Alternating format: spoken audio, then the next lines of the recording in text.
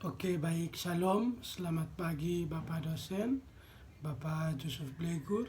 Perkenalkan, nama lengkap saya Sebastian Jenerandi LL Baking dengan NIM 24320022. Di sini saya akan mempresentasikan materi saya tentang domain psikomotor.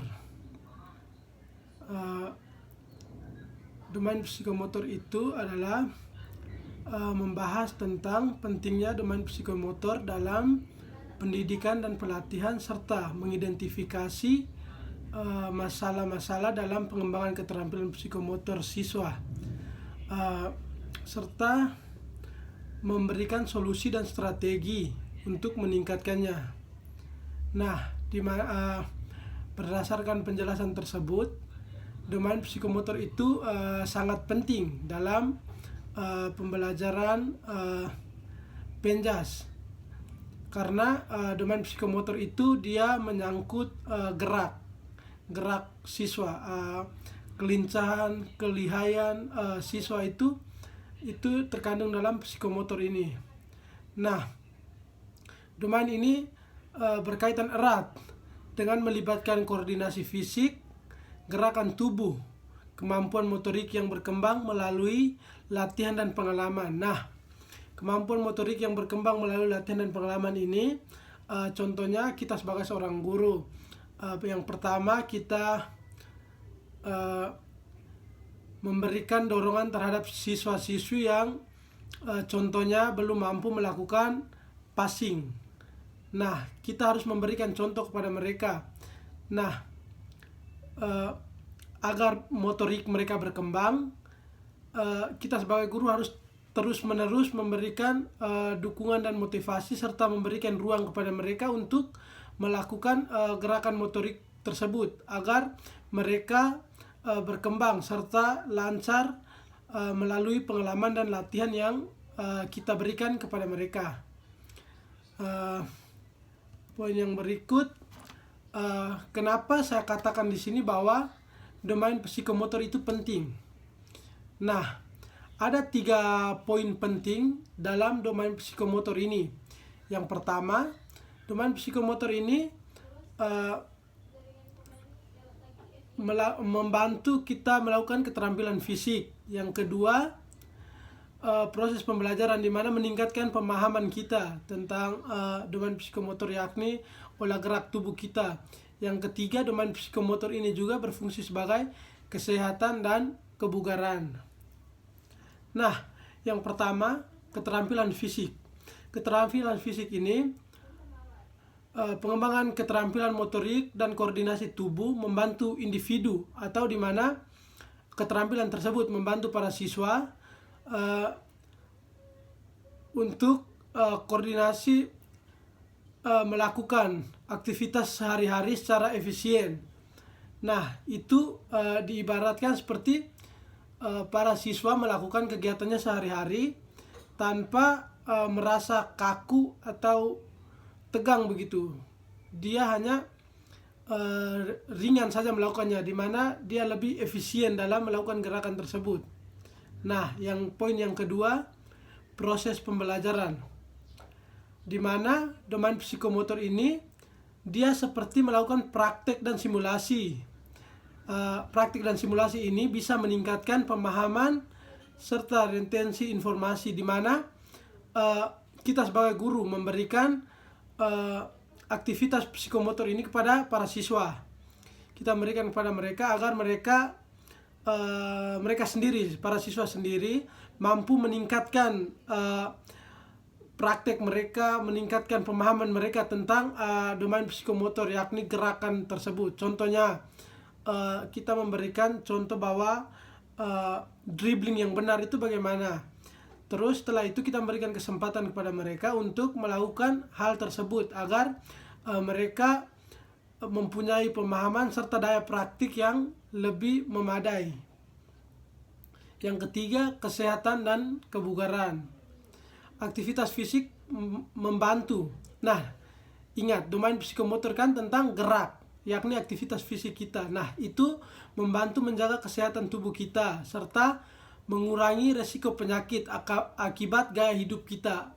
Apalagi dengan zaman sekarang ini, gaya hidup kita seperti kebiasaan makan makanan instan, kemana-mana menggunakan motor, dimana kita kurang melakukan gerakan. Nah, dengan domain psikomotor ini mampu kita meningkatkan kebugaran dan kesehatan dalam tubuh kita dengan cara berolahraga itu, gerak-gerak. Domain psikomotor adalah aspek kemampuan seseorang yang berkaitan dengan keterampilan fisik, gerakan tubuh, koordinasi motorik. Nah, ada 3 hal tersebut. Dalam pendidikan, domain ini berperan penting dalam pembelajaran praktik seperti olahraga, seni, keterampilan tangan, dan kejuruan. Nah, kenapa 4 bidang itu yang saya sebut? Karena 4 bidang itu lebih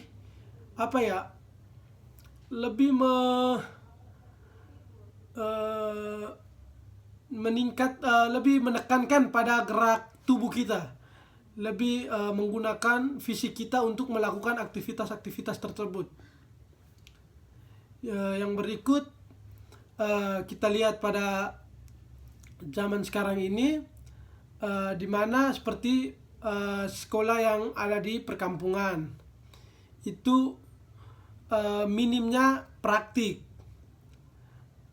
Nah, minim praktik ini contohnya seperti guru-guru lebih memfokuskan kepada fokus kognitif, habis kurangnya kesempatan, terus porsi waktu yang diberikan kepada pembelajaran.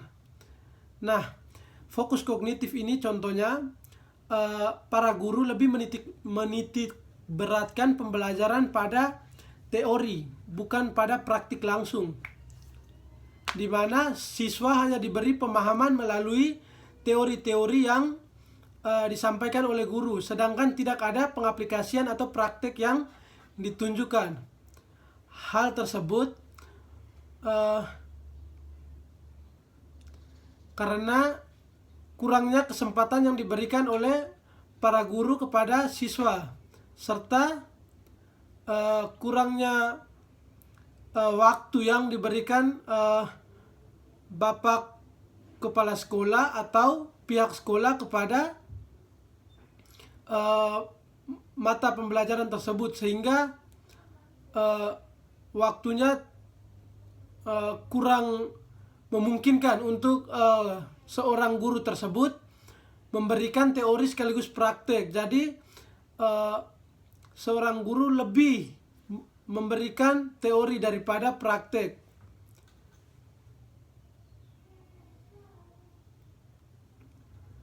Poin yang berikut, pada zaman yang sekarang ini juga kita tahu bahwa di perkampungan banyak yang fasilitas serta sarana pendukungnya itu kurang, seperti ruang olahraga, alat latihan, dan teknologi pembelajaran. Nah, itu yang kita tahu saat ini masih banyak sekolah yang tidak mempunyai ruang olahraga, alat latihan yang memadai, serta teknologi pembelajaran yang memadai. Nah, hal tersebut sangat mengganggu dalam proses pembelajaran domain psikomotor ini, karena untuk mendapatkan hasil yang maksimal serta memberikan ruang kepada siswa untuk melakukan hal tersebut, sekolah harus menyiapkan sarana serta prasarana untuk mendukung para siswa agar melakukan hal tersebut. Nah, sedangkan permasalahannya banyak sekolah yang belum mempunyai 3 hal ini, yakni ruang olahraga, alat latihan, serta teknologi pembelajaran. Nah, sebagai seorang guru, bagaimana kita mempunyai wawasan yang luas agar kita bisa menciptakan alat-alat sederhana untuk mengganti sebagai alat bantu latihan. Seperti yang pertama, jika pada pembelajaran bola voli contohnya, pada pembelajaran bola voli di sekolah tersebut tidak mempunyai net.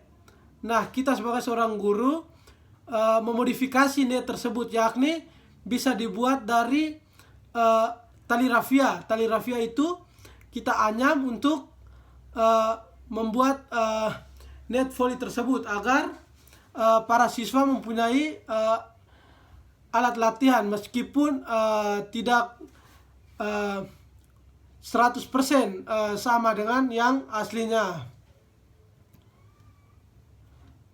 Yang poin yang berikut dalam domain psikomotor itu kurangnya pelatihan bagi para pendidik. Nah, seperti yang kita tahu permasalahan pada saat ini, banyak orang yang hanya mengejar ijazah bukan ilmu.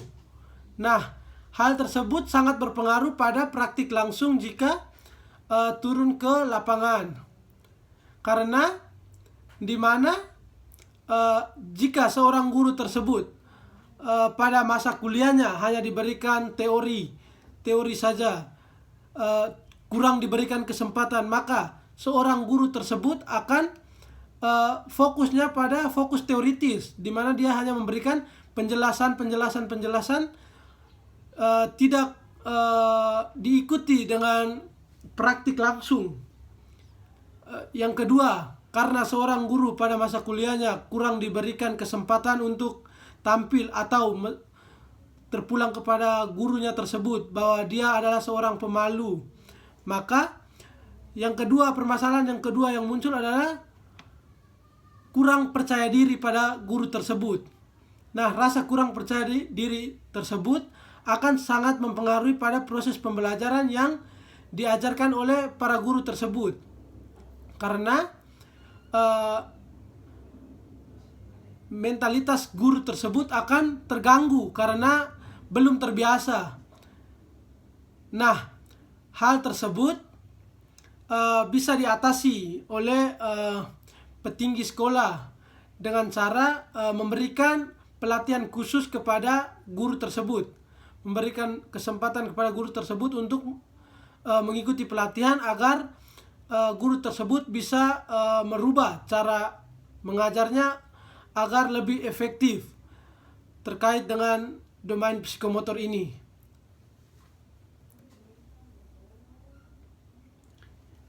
Yang berikut,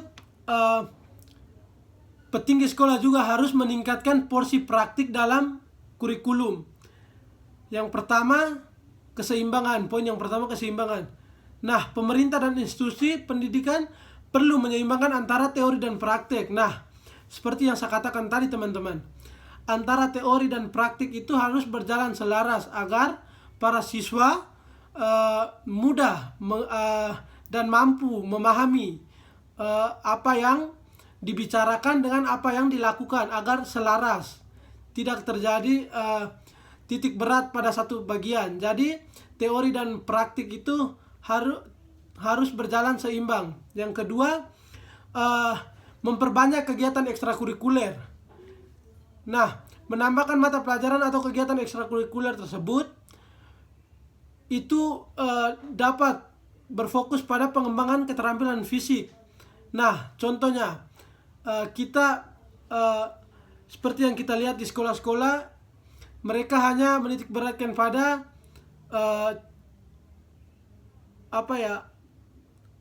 les sore seperti biologi, kimia.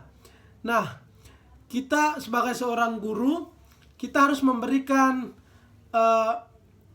kegiatan ekstrakurikuler yang baru. Sebagai seorang guru penjas, kita harus mengadakan kegiatan ekstrakurikuler baru, yaitu dengan seperti menambahkan kegiatan ekstrakurikuler bola voli, menambahkan kegiatan ekstrakurikuler kempo, bola kaki, futsal. Nah, di mana atletik. Nah, di mana olahraga-olahraga tersebut membantu mengembangkan domain psikomotor siswa atau keterampilan fisik siswa tersebut. Karena domain psikomotor itu menyangkut gerak-gerak tubuh siswa. Nah, yang berikut seperti yang kita membicarakan tadi, hal yang paling penting dalam dunia domain psikomotor ini yakni alat olahraga, ruang olahraga, serta teknologi. Nah, teknologi ini contohnya Infocus. Nah, di mana jika kita memberikan teori atau contoh masih kurang dipahami oleh siswa tersebut, maka guru tersebut bisa menampilkan video-video yang sudah dipilih oleh guru tersebut, seperti dribbling yang dilakukan oleh Cristiano Ronaldo atau shooting yang dilakukan Cristiano Ronaldo. Nah, hal tersebut membantu siswa lebih cepat menangkap apa yang diajarkan. Maka dari itu ada 3 poin tadi yang saya sampaikan: alat olahraga, ruang olahraga, serta teknologi yang memadai itu sangat penting dalam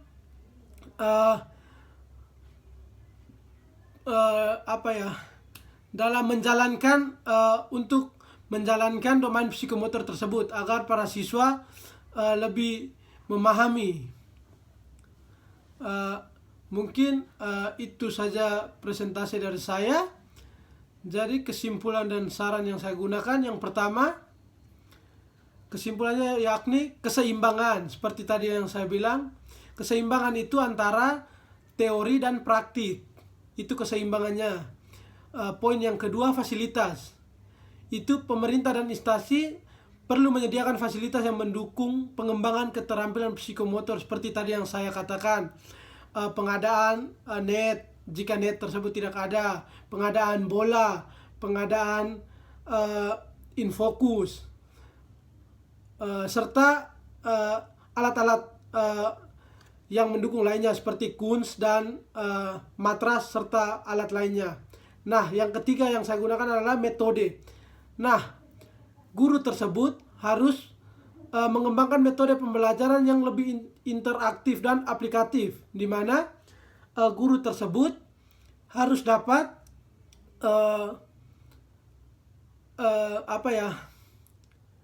memberikan, jika metode yang digunakan pada pembelajaran kali ini belum bisa dipahami oleh para siswa, maka guru tersebut harus memikirkan cara agar siswa tersebut memahami apa yang diajarkan, yakni dengan cara mengganti metode pembelajaran. Contohnya pada saat ini guru sendiri yang turun langsung untuk melakukan praktik, namun siswa tersebut kurang mengerti. Nah, mungkin minggu berikutnya guru tersebut bisa memberikan kesempatan kepada siswa yang melakukan, atau tidak memberikan tayangan video, contoh-contoh yang bisa menjelaskan kepada siswa, dan siswa tersebut bisa lebih mengerti. Sekian presentasi singkat dari saya tentang domain psikomotor. Saya ucapkan terima kasih banyak.